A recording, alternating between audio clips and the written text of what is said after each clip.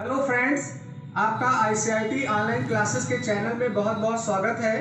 मैं संतोष कुमार गुप्ता आपका बहुत बहुत स्वागत करता हूं।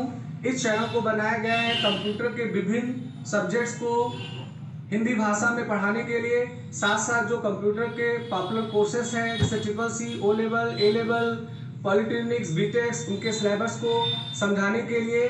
फ्रेंड्स, अगर आपको मेरा वीडियो अच्छा लगे तो आप मेरे वीडियो को लाइक करिए। लाइक करने के बाद आप सब्सक्राइब बटन को सेलेक्ट करिए, आप बेल आइकन को लीजिए, जिससे मैं कोई नया वीडियो बनाऊं तो उसका अलर्ट आपको तुरंत मिल जाया करे।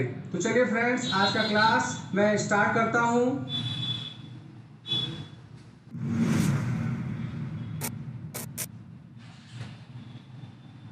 मैं संतोष कुमार गुप्ता आप सब लोगों का तहे दिल से स्वागत करता हूं। अभी मैं अपना क्लास कंटिन्यू कर रहा हूं। आज का जो हमारा टॉपिक है ये पाइथन है। हम लोगों ने पाइथन का 12 सेशन कंप्लीट कर लिया है। ये हमारा 13 सेशन है और हम लोग जिस सब्जेक्ट के बारे में चर्चा करने वाले हैं पाइथन में वो होगा हमारा फाइल हैंडलिंग। तो जो फाइल हैंडलिंग होता है ये बहुत ही महत्वपूर्ण टॉपिक होता है। तो आज हम लोग जानेंगे कि ये फाइल हैंडलिंग है क्या, इसका क्या यूज़ होता है, कैसे पाइथन में इसे हम यूज करेंगे। तो थोड़ा सा समझ लें कि पहले फाइल हैंडलिंग होता क्या है। देखिए, आप किसी भी लैंग्वेज में प्रोग्राम जब बनाते हैं तो प्रोग्राम के लिए आप सोर्स कोड लिखते हैं। तो सोर्स कोड को तो आप सुरक्षित कर लेते हैं, पर उस सोर्स कोड को जब आप एग्जीक्यूट करते हैं और आपके द्वारा जो कीबोर्ड से या यूज़र से वैल्यू इनपुट कराई जाती है वो डेटा और प्रोसेस के बाद जो आउटपुट के रूप में आते हैं डेटा, वो सुरक्षित कहीं नहीं होते हैं। तो हम लोग प्रोग्राम जो बना रहे हैं उस प्रोग्राम को बनाने का लक्ष्य कहीं ना कहीं हमारा ये है कि हम अपने इनपुट और आउटपुट डेटा को रख भी लें। भाई, ऐसे आपने कोई सॉफ्टवेयर बनाया, मान लेते हैं किसी हॉस्पिटल मैनेजमेंट के लिए, तो आपके यहाँ जो पेशेंट आ रहे हैं आपने उनकी एंट्री के लिए तो प्रोग्रामिंग कर ली, पर जो पेशेंट के डिटेल्स हैं अगर वो कहीं सेव आप नहीं कर पा रहे हैं तो फिर उसे इन फ्यूचर आप एक्सेस कैसे करेंगे अगर उसकी जरूरत पड़ जाए। तो ऐसे स्थिति में हम लोग फाइल हैंडलिंग का उपयोग करते हैं। फाइल हैंडलिंग का उद्देश्य ये होता है कि आपके प्रोग्राम के जरिए जो वैल्यू इनपुट और आउटपुट होएगी उसे हम एक टेक्स्ट फाइल या बाइनरी फाइल के रूप में सेव कर लेंगे और इन फ्यूचर जब भी उसकी जरूरत होगी तो हम वहाँ से डेटा अपना रीड कर सकते हैं, फेच कर सकते हैं। तो फाइल हैंडलिंग बहुत ही महत्वपूर्ण रोल अदा करता है आपके डेटा को परमानेंट स्टोर करने के लिए। एक फाइल के रूप में फाइल का एक नाम होगा, एक लोकेशन होगा जिसमें हमारे डेटा स्टोर होंगे और ये डेटा हमारे परमानेंट स्टोर होते हैं। चूँकि ये स्टोरेज मीडिया में जाके स्टोर होते हैं, माने वो नॉन वोलेटाइल होते हैं, तो आप जब भी चाहें तो प्रोग्राम टर्मिनेशन के बाद भी उसे आप भविष्य में पा सकते हैं। तो ये हमारा फाइल हैंडलिंग का ऑब्जेक्टिव होता है। फाइल हैंडलिंग अगर आप कर रहे होते हैं तो उसके लिए बेसिकली हमारे 3 ऑपरेशंस होते हैं जिन्हें हमें करना होता है। हम अगर अपने फाइल में डेटा भेजने का काम करेंगे तो पहले हमें अपने प्रोग्राम में एक टेक्स्ट या बाइनरी फाइल ओपन करना होगा, फिर उसके बाद में डेटा को राइट करना होगा और फिर फाइल को क्लोज करना। अगर हमारे पास कोई टेक्स्ट फाइल, बाइनरी फाइल है, हम उसको ओपन करके उसके डेटा को निकालना चाहते हैं तो पहले उस फाइल को हम ओपन करेंगे, फिर हम डेटा को रीड करेंगे, फिर हम फाइल को क्लोज करेंगे। तो ये 3 क्रिया होती है जो हम लोग फाइल के संबंधित करते हैं। फाइल को ओपन कराना, रीड या राइट करना अपने रिक्वायरमेंट के हिसाब से, और फिर लास्ट में जब ऑपरेशन कंप्लीट होता है तो हम लोग अपने फाइल को क्लोज कर देते हैं। तो चलिए जानते हैं कि इनका सिंटेक्स क्या है। तो अगर आप फाइल ओपन करना चाहते हैं, फाइल ओपन का मतलब ये नहीं कि पाइथन के सोर्स कोड को ओपन करना है कि Ctrl+O चला के आपने खोला तो वो सोर्स कोड खुलता है।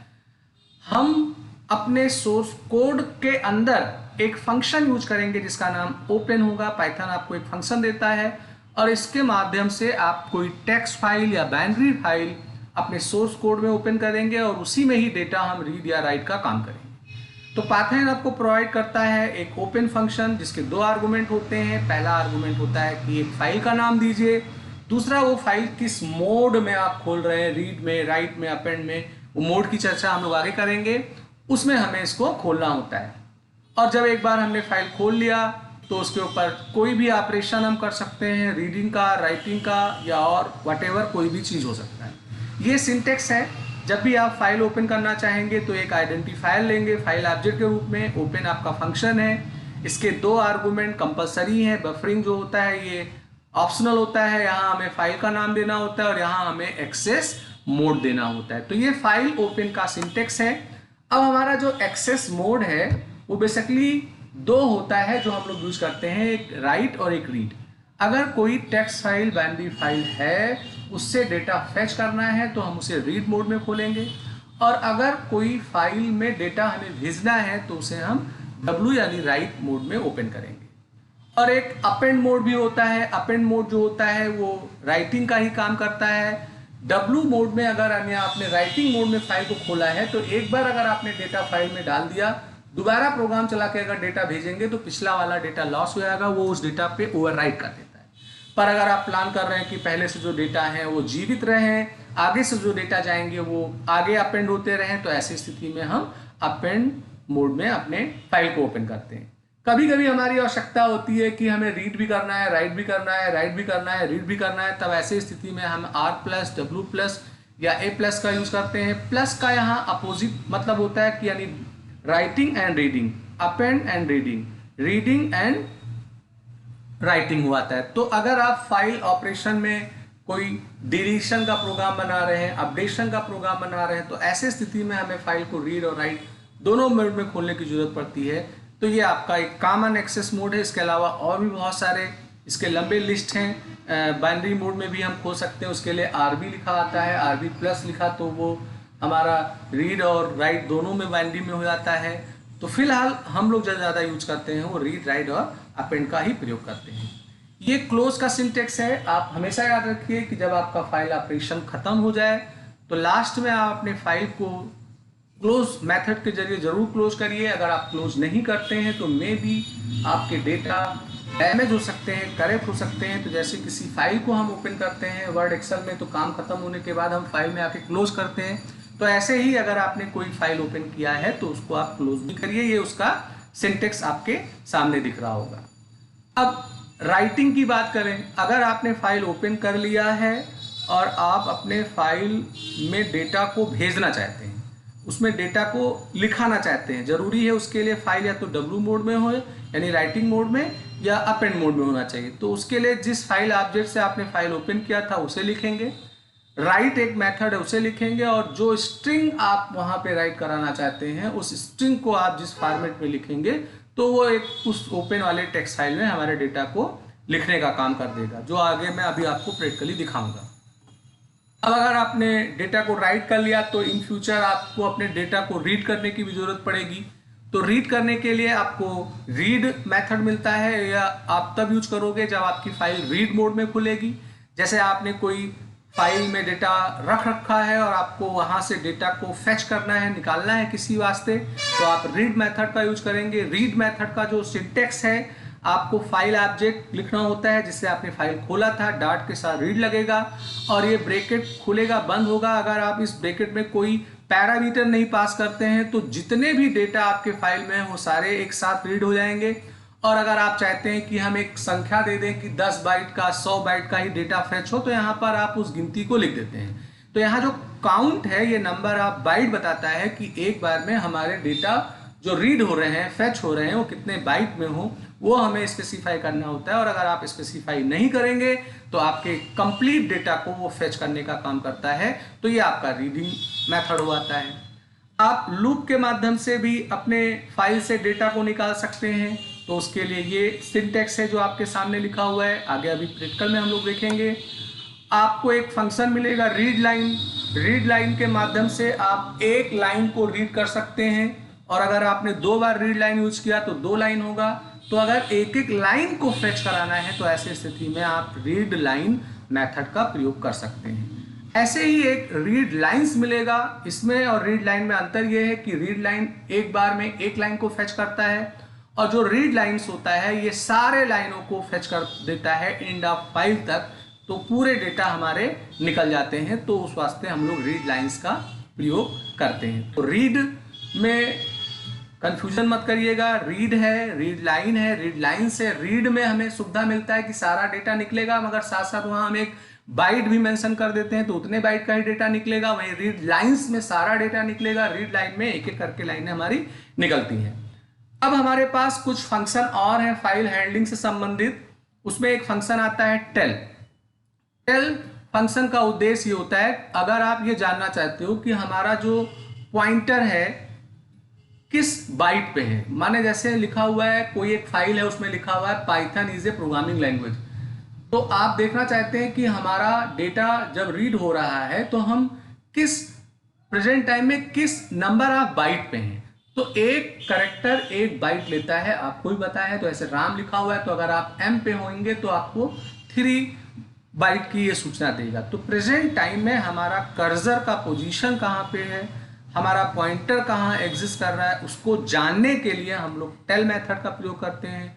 और अगर उसे मॉडिफाई करना है, माने हम किसी एक पर्टिकुलर जगह पे पॉइंटर पे रीच करना चाहते हैं, तो उसके लिए आपको एक मेथड मिलता है, सीक मेथड मिलता है। तो हमने अगर सीक के आर्गुमेंट में 15 लिख दिया तो ये 15 बाइट वाले कैरेक्टर पे आपका कर्सर पोजीशन पॉइंटर पोजीशन को मूव करा देता है।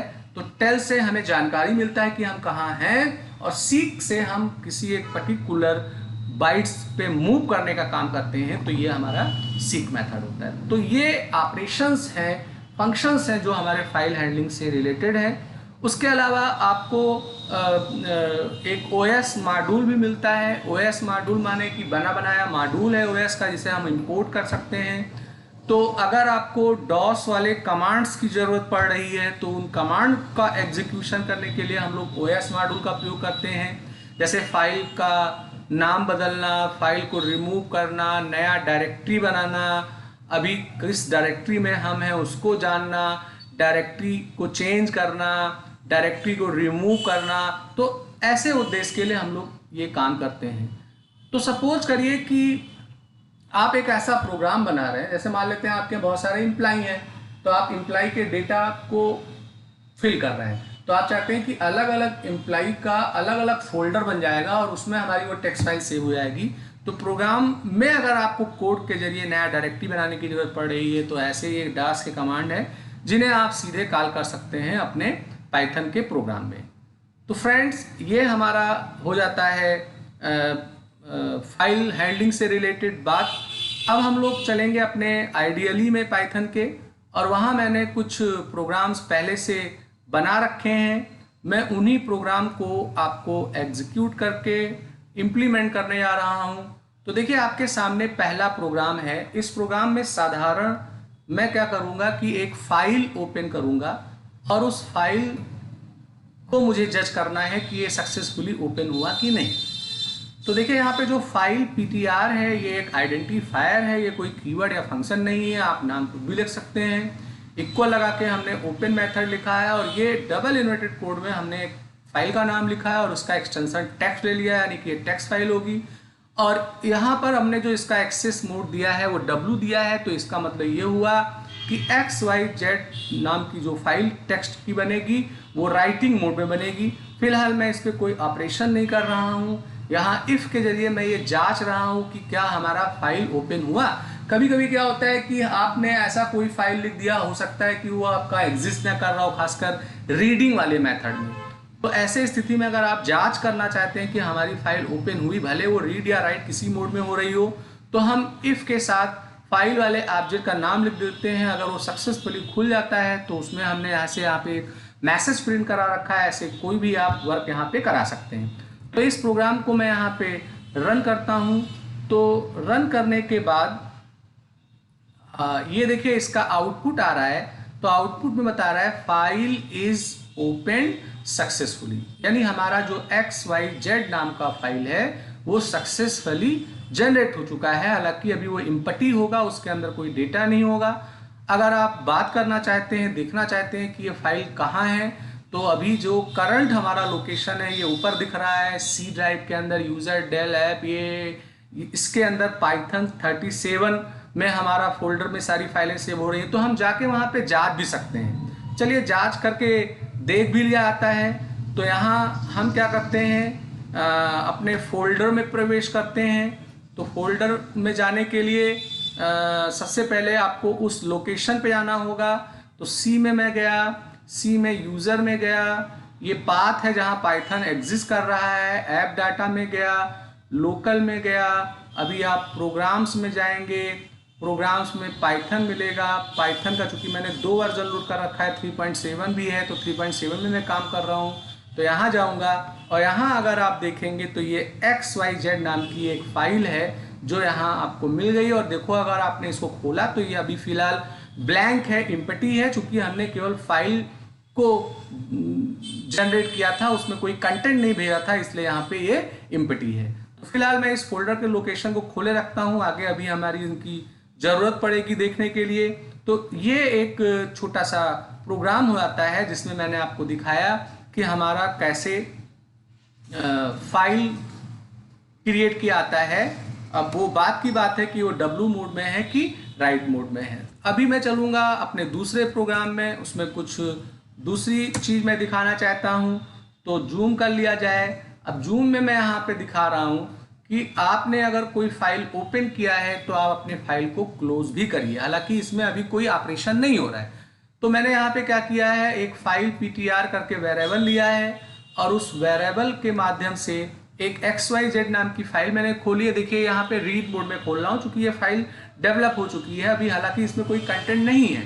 और फिर यहाँ मैंने जांचा है कि फाइल हमारी ओपन हुई कि नहीं, और फिलहाल कोई ऑपरेशन नहीं हो रहा है, सीधे हमने फाइल को क्लोज कर दिया है। तो अभी अगर आप इस प्रोग्राम को एग्जीक्यूट करेंगे तो सिंपल यही लिख के आएगा कि फाइल इज ओपन, और चूंकि कोई ऑपरेशन नहीं हुआ है इसलिए कुछ और आउटपुट नहीं आएगा। तो यहाँ लिख के आ गया फाइल इज ओपन। तो ये एक प्रोग्राम हो जाता है। अब मैं चलूँगा अपने तीसरे वाले प्रोग्राम पे। अब आपका जो तीसरा वाला प्रोग्राम है, मैं इसमें दिखा रहा हूँ कि आप कंटेंट को कैसे भेजेंगे अपने फाइल में। तो यहाँ मैंने एक फाइल को ओपन किया है xyz.txt, ये राइटिंग मोड में है। और फिर यहाँ पर मैंने अपने फाइल वाले ऑब्जेक्ट को लिखा है और डॉट का निशान लगा के यहाँ पे राइट फंक्शन का प्रयोग किया है।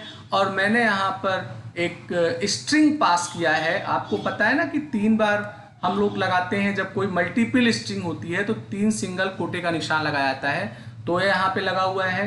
तो ये जो भी कंटेंट मैंने लिखा हुआ है राइट मेथड के साथ, ये कंटेंट XYZ नाम के फाइल में जाके सेव हो जाएगा। तो अगर मैं इसको रन करता हूं तो देखिए क्या हो रहा है। तो रन होने के बाद चूंकि इस प्रोग्राम में मैंने कोई मैसेज नहीं प्रिंट कराया था तो कोई एरर नहीं आया है, मगर हुआ ये होगा कि आपका जो राइट में हमने टेक्स्ट स्ट्रिंग सप्लाई किया था वो हमारे फाइल में सेव हो गई होगी। चलिए इसको जांच लेते हैं। तो जांचने के लिए मैंने अपना फोल्डर यहाँ ओपन कर रखा है।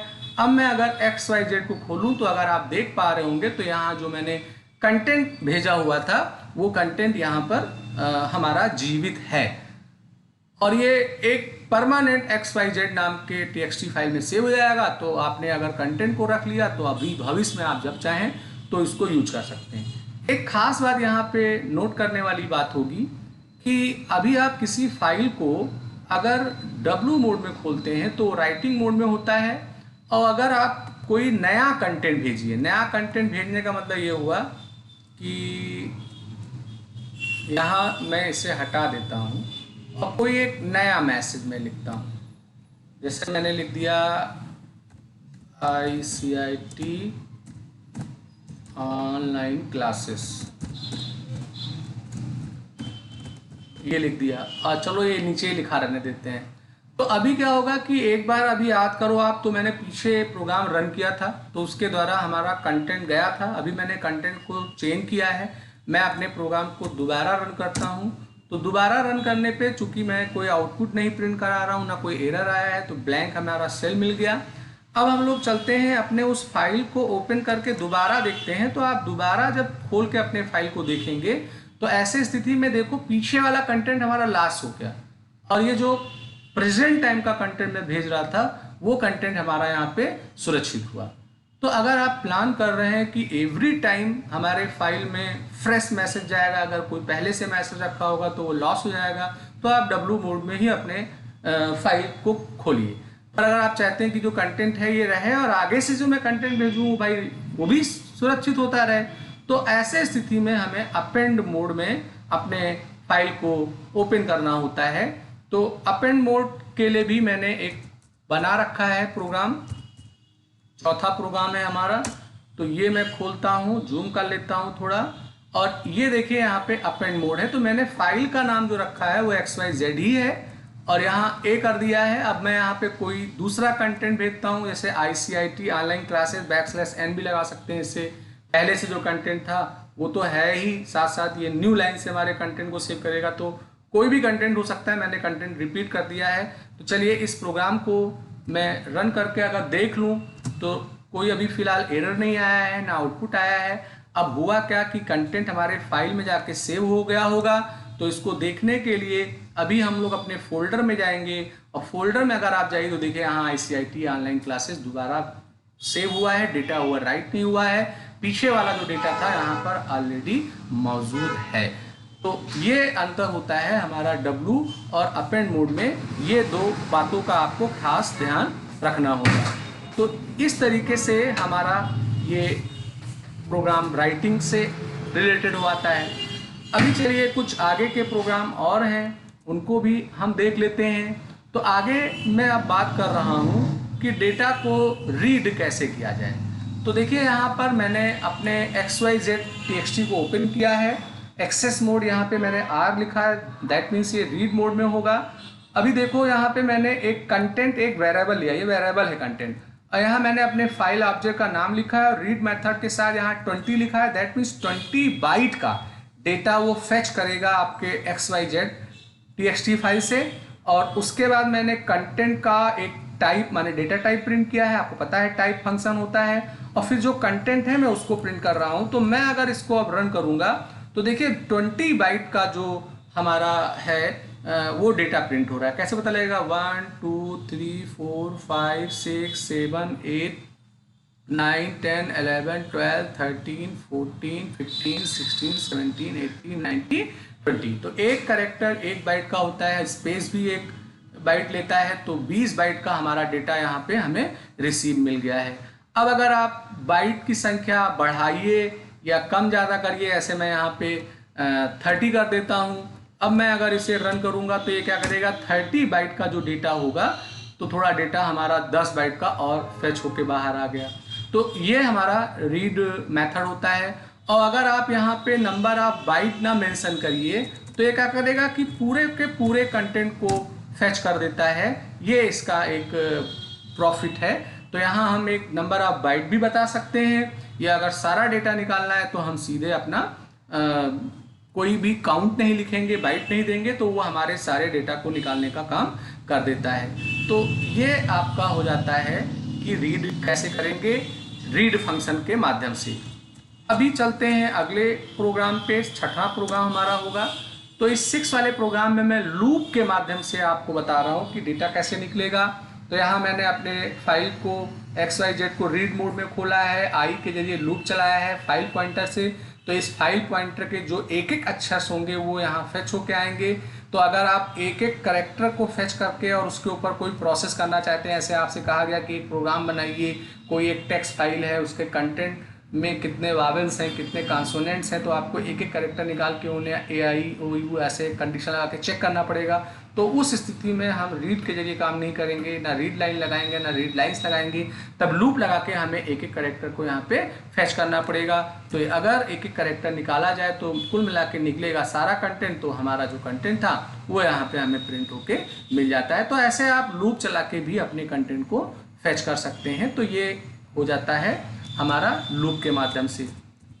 अब हम लोग बात करेंगे अपने 7 प्रोग्राम के बारे में।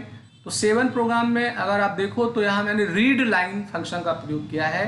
पहले भी मैंने अपने प्रेजेंटेशन में बताया था कि रीड लाइन जो होता है ये एक बार में एक लाइन निकालता है। तो मैंने 2 वेरिएबल लिया है, कंटेंट, एक कंटेंट 1। तो अभी ये क्या करेगा, एक लाइन कंटेंट में फेच करेगा, एक लाइन कंटेंट 1 में करेगा। तो जितने टाइम आप रीड लाइन प्रयोग करेंगे वो उतने एक एक लाइन निकालेगा। और दोनों को देखिए यहाँ मैंने प्रिंट करके अपनी फाइल को क्लोज किया है। तो इसको चलाने से क्या होगा कि हमारा जो 2 लाइन का कंटेंट है वो हमारे स्क्रीन पे प्रिंट हो जाएगा। तो ये आपका एक रीड लाइन फंक्शन हो जाता है। अब हम लोग चर्चा करेंगे रीड लाइंस। तो रीड लाइन जैसे मैंने अपने प्रेजेंटेशन में बताया था, ये सारे कंटेंट को फेच करके बाहर कर देता है। तो यहाँ सीधे सीधे फाइल ओपन हुआ, रीड लाइंस से सारा कंटेंट आया, उसी को मैंने प्रिंट कर लिया। तो अब अगर आप इसे रन करेंगे तो आपका कंटेंट जो है वो पूरा का पूरा ये देखिए एक लिस्ट के फॉर्म में प्रिंट होके बाहर आ गया। तो जो आपका रीड लाइंस होता है ये डेटा को फैच करता है और फैच करने के बाद उसे एक लिस्ट में तब्दील कर देता है। अगर आप फर्दर इसके ऊपर कोई प्रोसेस करना चाहें तो वो प्रोसेस आप अच्छे से इस पर कर सकते हैं। अब हम लोग बात करेंगे कि जो टेल और सीक यानी पॉइंटर वाला जो बात हो रहा था उसकी बात करेंगे। तो ये हमारा 9th प्रोग्राम है। तो इस 9th प्रोग्राम में देखिए मैंने पहले फाइल को ओपन किया है।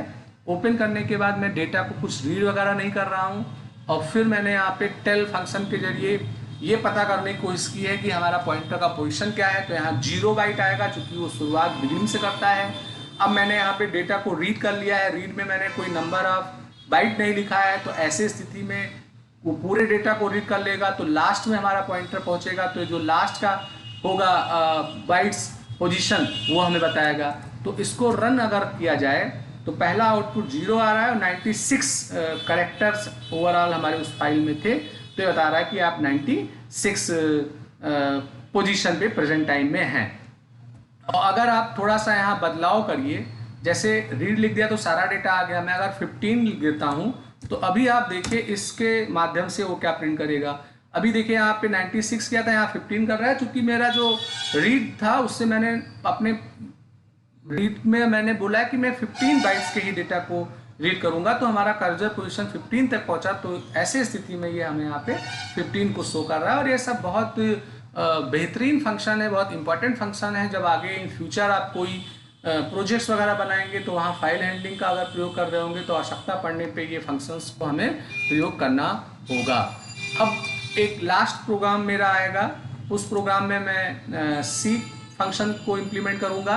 तो सीक का उद्देश्य होता है कि अपने पॉइंटर को उस पर्टिकुलर प्लेस पे मॉडिफाई करके भेज देना। तो फाइल ओपन हुआ, ये मैंने टेल फंक्शन से प्रेजेंट टाइम का जो पॉइंटर लोकेशन वो पता किया।